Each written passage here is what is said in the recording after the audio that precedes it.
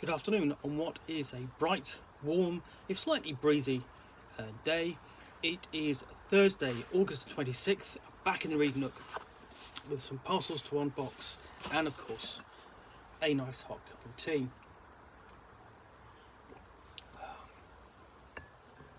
So let's get to the first one. And as you can see, I've already delved into this one. And it's the last of the 3 mini packets in here. This having come from Hungary, from the First D20 Society of Hungary. So it is another copy of Echoes of Fomalhaut. So there we go. Let's just add some more details. Okay, yep. So I've already opened up. So look, I've got issue 6 and 7, which leaves issue 8. And I love the fact that, essentially each of these comes pre-packaged and they all go into one envelope. That's a nice touch. So let's get this open and have a look at this issue. Now issue 6 I'm basically planning to review very soon. I've got a weekend of fanzine reviews I want to do because it's a bank holiday coming up. So you will be able to, basically, SK here. So you'll be able to catch up with what I think the previous issue. So, okay, the first thing first is I pull out, and that's what I've got. Okay, so I'm going, wow, this is a full colour map, and very nice it is too. And this is previously available, I believe, in black and white. But here we go. This is on a very nice paper stock. Essentially, you've got a map of the Isle of Irillion, and with the 12 kingdoms up somewhere near there. Yeah, that's a really nice touch. This is done on a linen paper. Very nice, I have to say. And then we have not just one map, 2 maps. And then this, we have, let's have a look, well, 3 maps, because I'll show you in a minute. On the front we have basically the north coast or south coast of the Sea of Kroitos, and the James cartography to the lands of beyond the City of Vultures. Now, City of Vultures is one of the campaign settings for Echoes of Fomalhaut, the fanzine, and in the recent issues that I've looked at, Gabble Lux has been providing more and more content for it. Basically designed for Osric and similar retro clones that model themselves on advanced Dungeons and Dragons.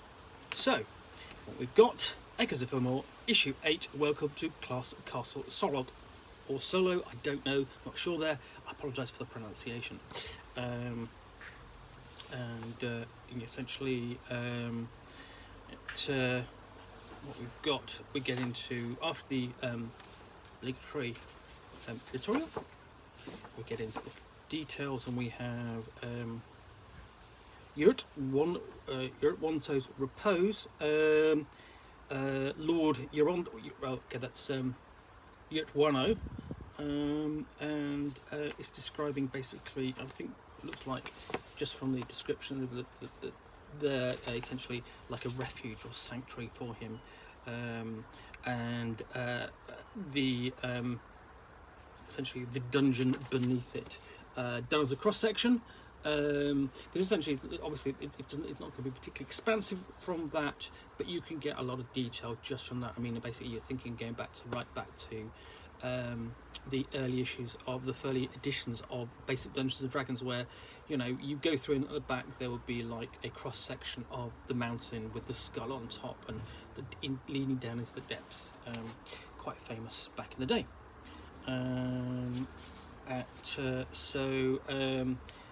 Basically, so you've got basically 15-page mini dungeon there. Somebody sneezing up there, and it's not me for a change. Little table, meet in a tavern, always kind of useful, because taverns are always somewhere where the adventurers are going to stop, because they always want somewhere to drink and eat and sleep, and they can catch up on rumours and meet interesting NPCs.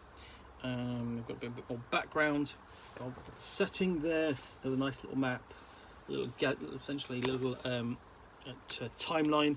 And this is really actually is it's an advert for Helvetia or Helvetia. Sorry again, black pronunciation. Terribly sorry. Basically, a picaresque fantasy role-playing game with guns, dames, deviltry, and steel, based on swashbuckling tales, penny dreadfuls, local legends, and the stories of the Brothers Grimm. I like the sound of that. So then we get to Castle Sullogh itself, which is an adventure module for levels 5 to 7. Now, the Echoes From Fomalhaut uses a lot of essentially rights-free artwork and makes good use of good choice of it. Really nice pieces.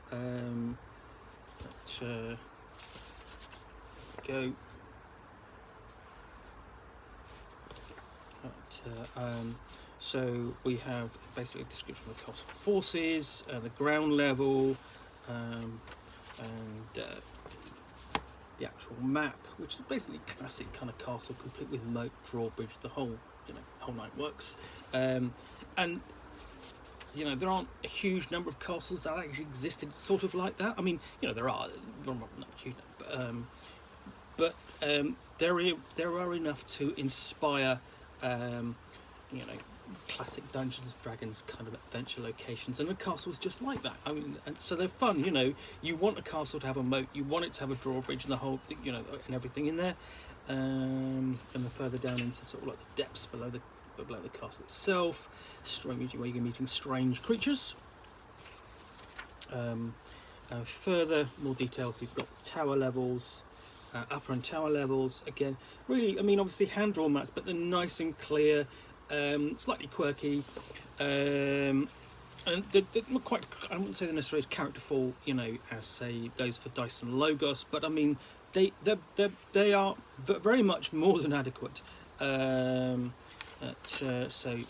again, once we get underneath the castle, so we've got quite a lengthy adventure location here. I mean, the fanzine itself is. Let's have a look. It's 40 52 pages, and the description of the castle runs from page 9 to 30, so or basically pages 9 to 29, so that's 20 pages. That's a good 2/5 just dedicated to one adventure location. And then to accompany this map, essentially you've got Fanzine, the city beyond the city of vultures. So this article accompanies this map. What am I around? This map. Okay, I was going to show you the other side of the map, wasn't I? So now I can, and you've got the complete map of cartography for Castle Sullogh. Again, lovely touch. Didn't have to do that. Not all of the maps that come with the issues are double-sided, but I think it's a nice touch that they are. And generally, what you're getting are maps of sort of like cities, the player's map of the city, with the GM's map in the book. Again, Fanzine Beyond the City of Vultures. This is expanding the area beyond the city, which was covered sort of like the last couple of issues. And again, you've got sort of like the GM's map and then various details and stats and so on. I mean, very much sort of like in the style of sort of going back to let's say, City State of the Invincible Overlord, for example, way back in the late 70s. So yeah, this makes up essentially what looks like to be the rest of the issue. So it is, again. That's 20 pages. Again, a good 2/5 of the book. So you really, what I like about this, and I'm looking forward to reading this, essentially, it's doing much more world building than the earlier issues. And the great thing about this sort of thing is essentially is that you, it begins to give the fanzine an identity of its own. a campaign world that you can explore along with the author at the same time, and you can see his game, essentially what he's been playing around the table, and bring it to yours if you want to. You don't, you essentially will just see how he does it. So yeah, I think it's a fantastic looking issue. It's really nice booklet, and there's a lot of content in there which the referee can use if she wants to. In the meantime, thank you for watching another unboxing in the Nook. If you have enjoyed this, then please click the like button down below. If you've got any comments or feedback, I appreciate the time you take to post those, and I do read them and respond as and when I can. In the meantime, one last thing, if you want to be alerted to yet more unboxings in the Nook, where you will see me with yet more parcels, and something which I can talk about to the extent of my knowledge for about 10 minutes or so of your time and my time, and enjoy, of course, a nice hot cup of tea, then please hit that subscribe button. In the meantime, I hope you've enjoyed this unboxing in the Nook, and I'll be back again soon with another one. Bye for now.